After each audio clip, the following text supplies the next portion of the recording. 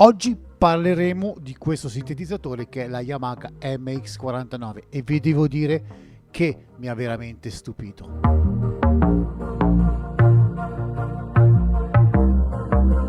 Oh, benvenuti amici di YouTube, benvenuti in questo nuovo video. Ho portato sul canale questo sintetizzatore che è la Yamaha MX49. Sinceramente sono diverso tempo, diversi anni da quando è uscita che la guardo sempre, ma non mi ha mai convinto per poterla acquistare, anche perché è il modello base, super base della Yamaha per quanto riguarda i sintetizzatori. Aveva veramente un pannello molto scrauto, molto basico, e quindi ho sentito qualche cosa su YouTube di gente che la provava. Da quello che sentivo, i classici suoni da tastiera, pianoforti, strings, lead, nulla di particolare, però come vedete ho comprato l'MX49 ed è qui con me e vi devo dire che dopo averla provata, dopo averla testata a fondo, sono rimasto veramente colpito. Cioè Yamaha ha fatto un capolavoro. È un sintetizzatore veramente cattivo, molto, ha della cattiveria dentro, ragazzi, non ridete, ma ha della cattiveria dentro veramente incredibile, sapendolo settare, sapendolo usare naturalmente, non con i suoni proprio di default, ma lavorandoci un pochino tira fuori della cattiveria veramente dentro incredibile. Per me che faccio musica elettronica, musica dance, musica trance, musica house, è veramente un must, e soprattutto a un prezzo veramente ridicolo, sotto le 500 euro. Su Thomann si trova a 4,30, quindi considerate nuovo a questo prezzo. Usato si può trovare anche a 300 euro, quindi è veramente ottimo. Consiglio la versione 2 perché c'è anche la versione 1. Perché ho comprato questo sintetizzatore? Sto collezionando un po' di sintetizzatori vintage degli anni 80, gli anni 90, e volevo prendere il CSX1 della Yamaha. Ho sentito, aveva i classici suoni di quell'epoca, dei bei synth, dei bei pad, poi ho detto, ma mi ricordavo che la Yamaha faceva qualcosa di moderno del CSX1 appunto, che appunto era la MX49, aveva lo stesso pannello, la stessa conformazione di tasti e di impostazioni, e mi sono detto probabilmente potrebbe avere anche dei suoni molto più moderni, più attuali, suonare anche meglio, e così è stato. Ragazzi, io adesso, prima di dire i due grossi difetti di questo sintetizzatore, vi farò sentire innanzitutto i suoni. Non c'è nulla da fare perché è veramente qualcosa di incredibile. Oltre ad avere i classici piani da tastiera, i suoni di servizio, questi sono comuni a tutte le tastiere, si possono trovare dappertutto. Passiamo alle cose che mi sono piaciute. Innanzitutto i pad sono veramente molto belli.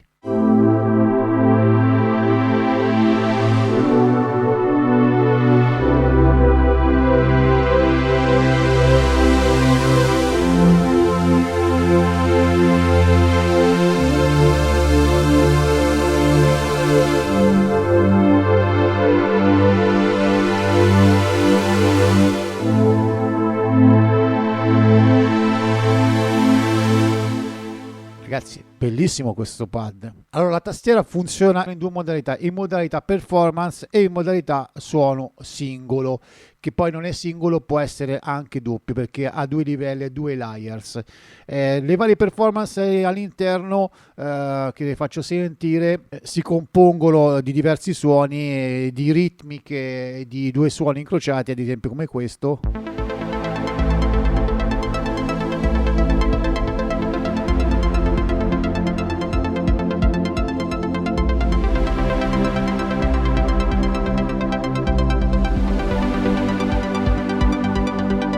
Naturalmente con la tastiera del Wells può essere aperto, può essere chiuso il suono.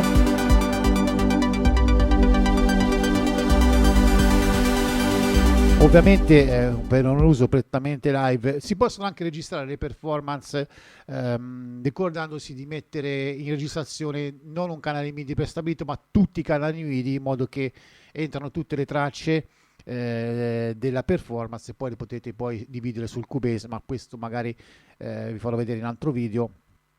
Ad esempio qui c'è anche della ritmica, c'è un po' di tutto.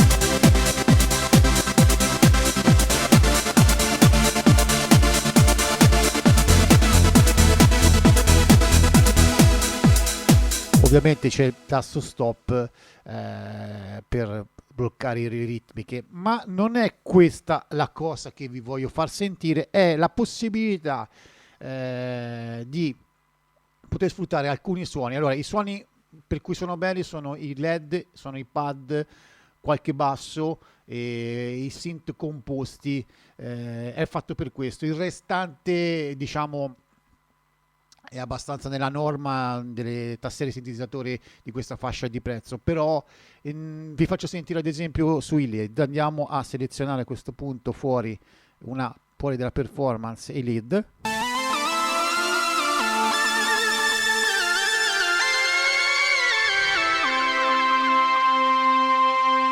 Guarda, questo sintetizzatore non ha grandi possibilità di modificare i suoni.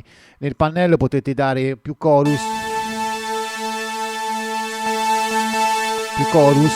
più reverbero, e poi abbiamo, va bene, il classico cut-off.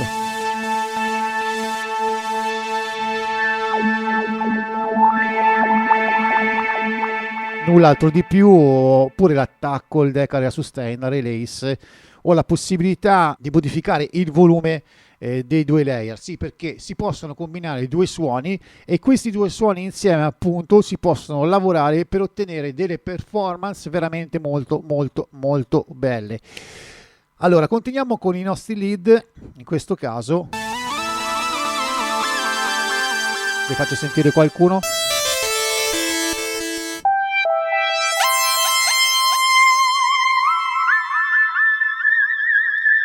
La rotella del Wells o secondo il suono ha delle funzioni diverse. Se volete aprire e chiudere potete ovviamente andare sul cut-off.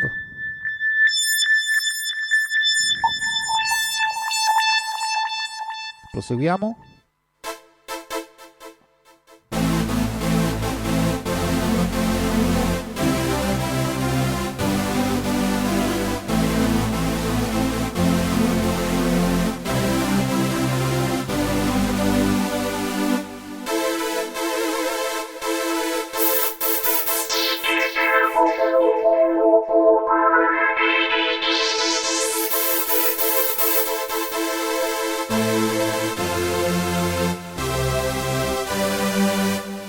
Molto bello veramente questo basta dargli un pizzico più di reverbero, chorus per renderlo più grosso, eccolo.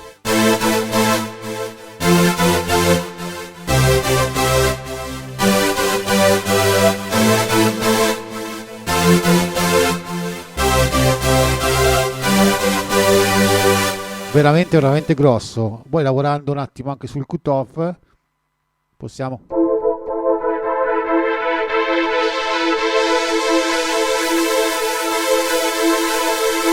È eccezionale, veramente. Questo suono compete veramente molto col GP8000, video che vi invito a vedere sopra in descrizione, e ha quei 4 parametri che servono per fare tutto senza impazzire a creare suoni. È veramente molto interessante. Vi voglio far sentire altro.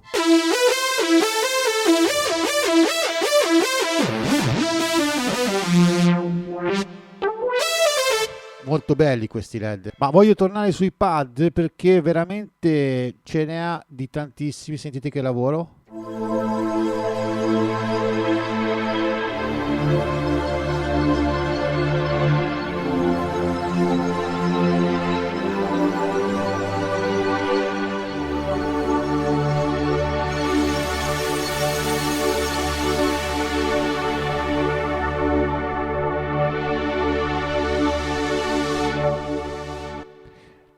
sintetizzatore ha 1000 suoni, quindi non è che ve li faccio sentire tutti, ma per farvi capire l'utilizzo pratico, ovviamente è dotato di un arpeggiatore che permette di fare delle melodie molto molto interessanti, e per questo vi faccio sentire una performance appunto che ho creato stratificando appunto due suoni, ovvero un suono synth tipo questo e il suono di prima tipo GP8000.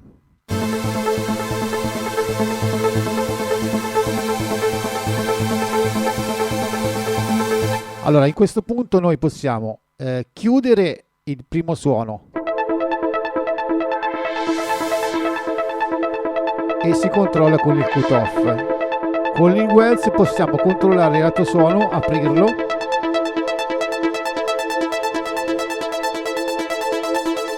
poi aprire ulteriormente l'altro suono,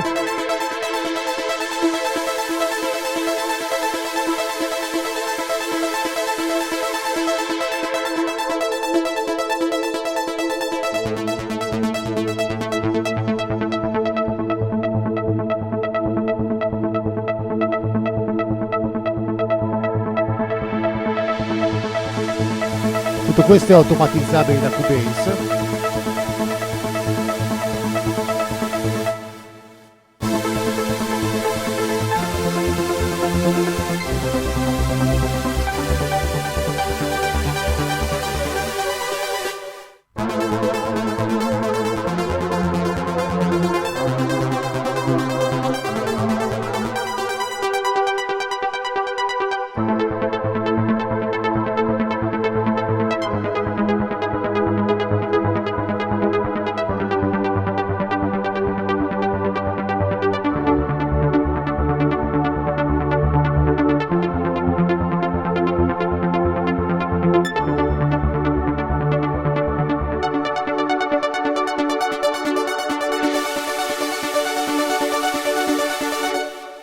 Beh, questo basta e avanza per farvi capire le potenzialità di questo strumento. Questo è soprattutto per i LED, per i synth acidi e per i pad. Ripeto, ce n'è veramente tantissimi, ne faccio sentire anche un altro, poi passiamo alle note dolenti di questo sintetizzatore, che nessuno mi dice prima di acquistarlo qual è la problematica, appunto.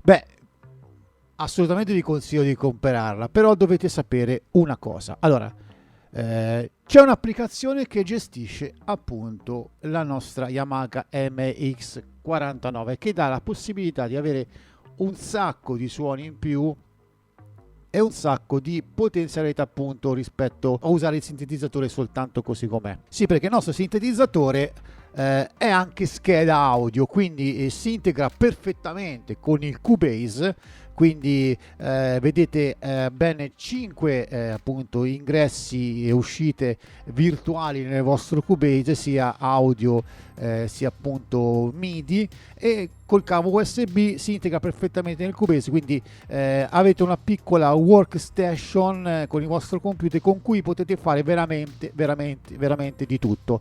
Non mi sono soffermato sulle ritmiche perché c'è veramente anche lì tantissimo, magari dedicherò dei video più specifici a questo sintetizzatore. Comunque questo è un intro per farvi capire le potenzialità di questo appunto sintetizzatore, anche perché le ritmiche non sono di suoni di ritmica, non so che sono proprio il suo forte, come ce l'ha lei ce n'è tanti, ma ripeto, per i pad, per i LED, per questi arpeggi veramente stupendi è ottimo. E poi ha veramente quei 2-3 controlli semplici da usare, con poco veramente fatti di suoni veramente incredibili.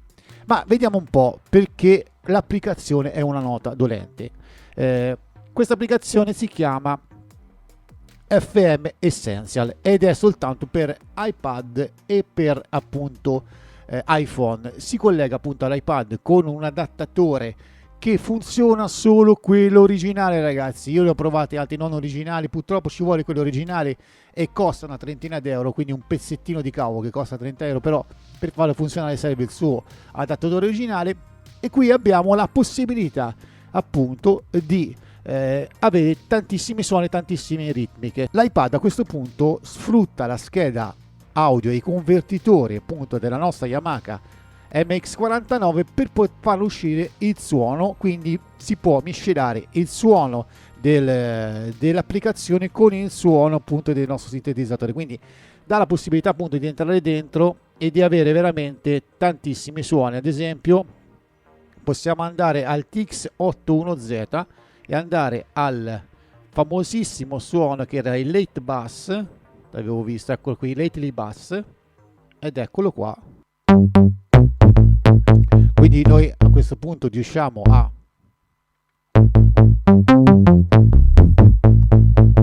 avere questi suoni veramente belli.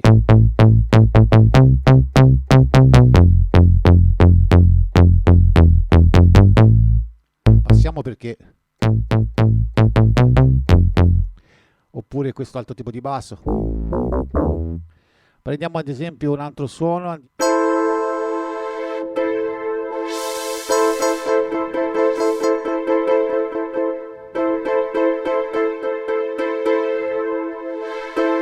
Quindi qui permette di passare da un suono all'altro, quindi questa combinazione, come dicevo, di due suoni.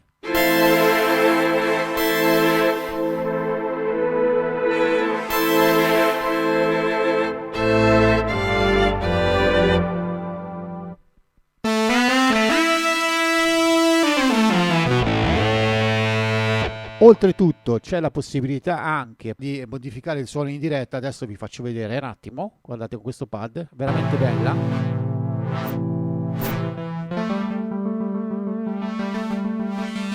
Quindi questo sintetizzatore FM che deriva dalla vecchia DX7, video che vi lascio anche in descrizione, permette di fare questa sintesi in modo molto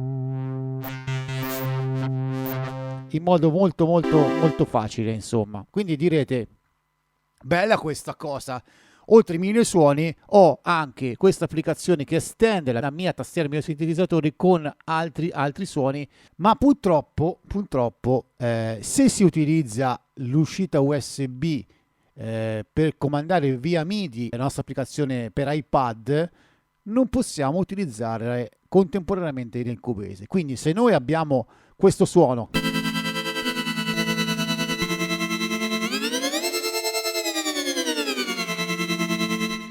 e decidessi di registrarlo MIDI nel Cubase, non lo posso fare perché o funzionano le uscite MIDI queste classiche o funziona l'uscita MIDI USB che però è impegnata appunto dall'iPad. Quindi se noi volessimo appunto utilizzare questo suono, registrare una traccia sul nostro Cubase, potremmo farlo soltanto audio, e questa è una grossa limitazione. Io infatti quando l'ho presa, la prima cosa che mi era saltata in testa: con l'iPad gestisco, faccio i miei suoni, me li salvo all'interno della tastiera, poi magari li utilizzo nel Cubase suonandolo. Invece non si può fare, perché o utilizza appunto l'uscita USB collegata al MIDI appunto dell'iPad, o utilizza l'uscita MIDI standard da collegare al Cubase. Le due cose insieme non si possono fare. Basterebbe un aggiornamento del firmware per poter appunto permettere di utilizzare tutte le due tipi di uscite, sia quella standard che quella USB contemporaneamente. Il problema non ci sarebbe, insomma, con lo stesso canale MIDI posso comandare appunto l'iPad o contemporaneamente registrarmi le note appunto nel Cubase e poi fare le mie lavorazioni. Quindi questo è il grande limite. Queste cose si possono appunto utilizzare soltanto esclusivamente dal vivo.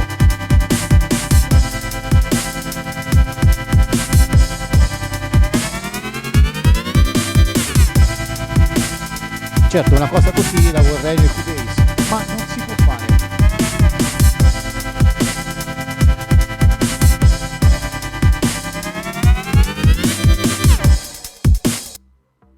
E questo è il grosso limite. Perché ha fatto questo? Perché il concetto di questo sintetizzatore per Yamaha era che con l'iPad, il Cubasis, potevate fare tutto scollegandovi appunto dal vostro computer, quindi una stazione portatile per fare musica in modo portatile rispetto al vostro studio di casa. Questo è il concetto. Secondo me ha fatto un grave errore, ci vorrebbe un aggiornamento firmware che permetta appunto di utilizzare l'uscita MIDI USB contemporaneamente all'uscita MIDI classica, poter appunto utilizzare questa splendida applicazione FM Essential insieme all'MX49 che insieme veramente fanno uno strumento, un sintetizzatore veramente molto interessante, ragazzi. Bene, se vi è piaciuto questo video mettete un like qui sotto, se vi piace il canale iscrivetevi, ricordate di spuntare la campanella per sapere quando esce il prossimo video. Se volete altri video sull'MX49 per spiegarvela meglio, per farvela sentire meglio, lasciate dei commenti che ve lo faccio, anche perché vi ho spiegato soltanto praticamente il 10% delle funzionalità di questo sintetizzatore. Quindi cosa dire, ragazzi? Ciao, ci vediamo alla prossima!